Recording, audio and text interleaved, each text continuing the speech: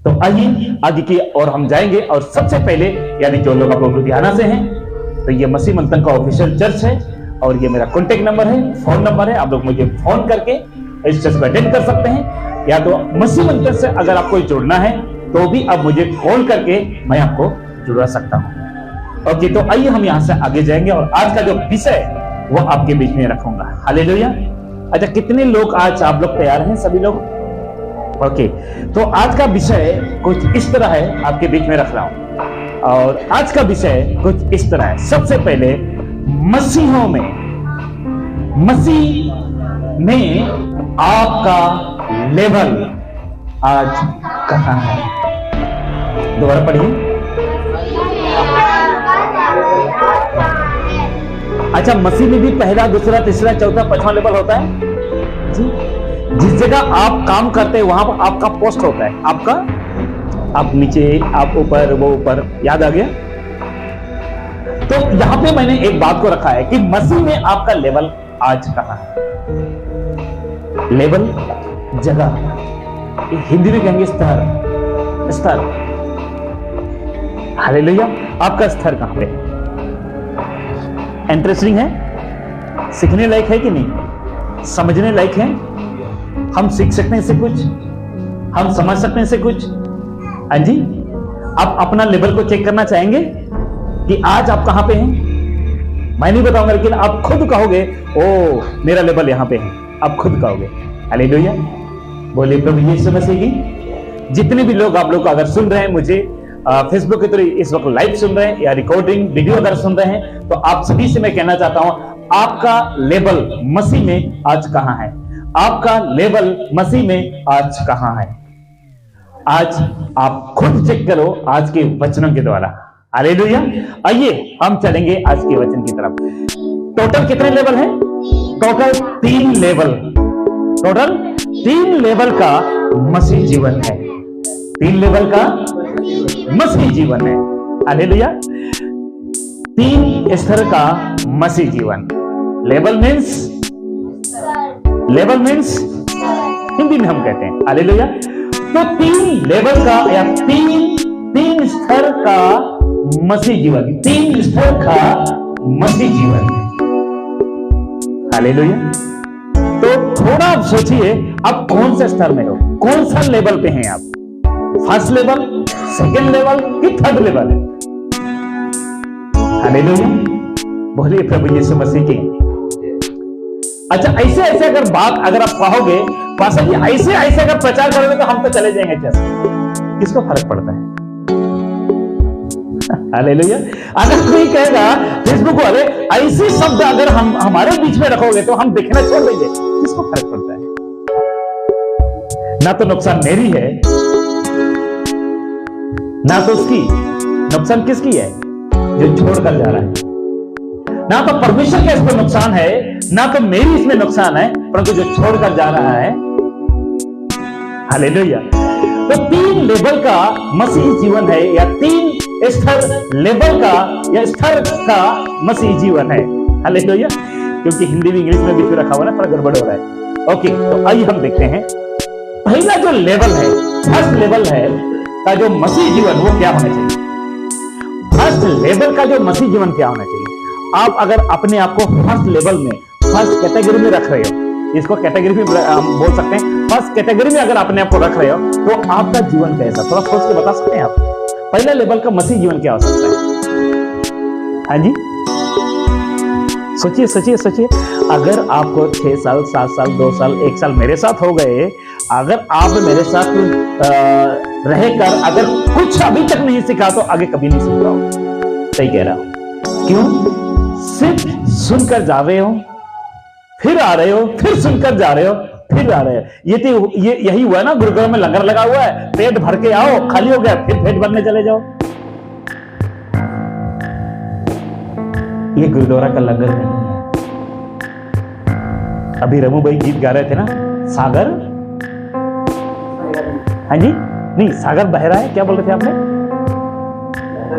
अच्छा, दरिया बहता है और जो दरिया का पानी पिएगा वो बच जाएगा, ऐसा कुछ गाना था, है ना? तो ये जो वचन है किसी मंदिर, गुरुद्वारा, चर्च का लंगर नहीं है कि आपको भूख लगा तो खाना खा लिया, आप पेट भरा तो चले गए, फिर भूख लगा आए खाना खा लिया फिर चले गए। ऐसा बिल्कुल भी नहीं है। हालेलुया। ये वचन यीशु मसीह एक सामरी स्त्री से कहता है कि यदि तू इस पानी को तो पिएगी तो फिर लेने के लिए वापस आएगी, क्योंकि घड़ा का पानी खत्म हो जाएगा, तुमको प्यास लगेगा। जो पानी मैं तुम्हें दूंगा उसे पीकर तुम्हारे अंदर एक सोता बन जाएगा। क्या बन जाएगा? हालेलुया। तुमको कभी प्यास ना होगा। तो ये वचन ऐसा है जो इस वचन को जो व्यक्ति खाता है उसको भूख नहीं लगती। आत्मिक भूख की बात कर रहा हूं। हालेलुया। उनको भूख नहीं लगती। अगर जो व्यक्ति इस भोजन को नहीं खा रहा है, शरीर से भी भूखा है और आत्मा से भी, हाँ आत्मा से भूखा इसलिए नहीं है क्योंकि उसको कोई और खिला रहा है, उसको कोई और खिला रहा है। क्योंकि दो यीशु है ना, कोई और यीशु उसको खिला रहा है। बोलिए और यीशु कोई उसको। ओके, यहां तक ठीक है। अच्छा, आपने सोच लिया, अपने दिमाग में लगा दिया कि मैं कहां पे हूं? सबने सोच लिया? सब सोचो सोचो थोड़ा अपने दिमाग में बैठा, तो मुझे बताने की जरूरत नहीं है। आप खुद दिमाग में लगाओ कि मैं कहां पे हूं, मैं कहां पे हूं, मेरा सोच कहां है, मेरा थिंक कहां है ना। मैं कौन सा, अगर फर्स्ट लेवल का मसीह जीवन हो तो मेरा जीना कैसा है? सोच लिया आप लोगों ने? देख लीजिए फिर आपका सोच और मेरा सोच क्या सही होता है। नया जन्म पाया हुआ लेवल का मसीह, नया जन्म पाया हुआ लेवल का मसीह, देखते हैं आइए यूहन्ना रचित सुसमाचार 3 उसका 1 से 7। तो पहला जो लेवल का जो मसीह है और जो उसका जीवन है, जो नया जन्म पाया हुआ लेवल का मसीह, या पहला जो लेवल का जो मसीह है वो एक नया जन्म पाया हुआ व्यक्ति है। क्या पाया हुआ? अब थोड़ा सा आगे आपको क्लियर करूंगा, फिर वचन पढ़ूंगा। नया जन्म मिलता कैसा है? नया जन्म कैसा है? जब प्रभु को और कोई ब्रदर ने कहा जब हम प्रभु पर विश्वास करते हैं तब हमको नया जन्म मिलता है। और कोई?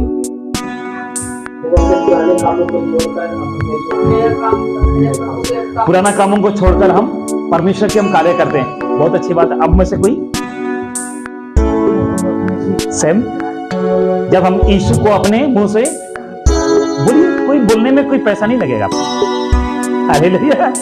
तो जरा सोचो, नया जन्म पाया हुआ व्यक्ति का फर्स्ट लेवल में आता है जो व्यक्ति नया जन्म पाया है। जो व्यक्ति अब नया जन्म मिलता क्यों? यहां पे एक बात, एक व्यवस्थापक या एक धर्मी जन यीशु से एक बात कर रहा है नए जन्म के बारे में। देखना चाहेंगे? फिर आगे बात करूंगा। यूहन्ना रचित सुसमाचार 3 उसका 1 से लेकर 7 तक पढ़ेंगे। वचन कहता है, फरीसियों में से निकोदेमुस नाम एक मनुष्य था जो यहूदियों का सरदार का मतलब उनको पुराना नियम का कोना पता था। सही कह रहा हूं? हालेलुया। यहूदियों का सरदार था और उसका नाम क्या था? निकोदेमुस। आगे देख लीजिए, उसने रात को यीशु के पास आकर उससे कहा, क्या कहा? हे रब्बी, हम जानते हैं कि तू परमेश्वर की ओर से गुरु होकर आया है, क्योंकि कोई इन चिन्हों को जो तू दिखाता है, यदि परमेश्वर उसके साथ ना हो तो नहीं दिखा सकता। वाह! एक तो पहचान नहीं बेचारा, एक तो पहचान लिया। ये निकोदेमुस यीशु का चेला नहीं है। सुनिए, निकोदेमुस यीशु का चेला। आपको पता, यीशु के चेले में से 12 का 12 यीशु को नहीं पहचान रहे थे। वो भी अंधविश्वास में जीते थे। जब लोग यीशु को कोई एलिया कहता है, कोई भविष्यवक्ता कहता है, कोई इधर का, कोई उधर का, कोई यूहन्ना कहता है, तब एक व्यक्ति को परमेश्वर ने एक व्यक्ति के द्वारा बताया। हालेलुया। एक बात सुनेंगे मेरी, जब नाव में यीशु जा रहा था और यीशु सो गया, बोले यीशु सो गया। यीशु कभी सो सकता है? जी नहीं। लेकिन बाइबल में लिखा यीशु सो गया और नाव पानी से बहरने लगा। पानी भरने की वजह से, हवा तेज होने की वजह से क्या होने लगा? डगमगाने लगा। जब डगमगाने लगा तो लोग चिल्लाने लगे, बचाओ बचाओ बचाओ। तब उनको अकल आई, यीशु को उठाओ। किसी ने सोचा होगा अरे यीशु भी डूब जाएगा, उठा लो बेचारे को, है? किसी ने कहा होगा, लेकिन वो बेचारा नहीं था। बोलिए वो बेचारा नहीं था। यीशु उठा और तूफान की ओर अपना हाथ को बढ़ाया, तूफान सेकंड में थम गए। चेले आपस में कह रहे हैं, निकोदेमुस, हाँ पतरस, हाँ यूहन्ना, ये कौन है बाबा? क्या कर रहे हैं? अरे ये कौन है? तूफान को रोक दिया इसने तो। अरे ये कौन है जिसने पानी को भी रोक दिया, तूफान को भी रोक दिया? अरे देखो नाव में एक बूंद पानी नहीं है, जैसा लग रहा कुछ हुआ ही नहीं था। समुद्र थम गए। कौन है? समुद्र के उस पार चले गए नाव से उतरकर। एक व्यक्ति कब्र से निकलकर कहता है, तू जीवित परमेश्वर का पुत्र है। समय से पहले क्यों हमें निकालने जा रहे हैं? तुझसे मेरा क्या काम? तू समय से भी मुझे भेज रहा है। चेलों ने नहीं पहचान पाया वो परमेश्वर का पुत्र है। और एक शैतान से भरा हुआ व्यक्ति कहता है ये है वो परमेश्वर का पुत्र।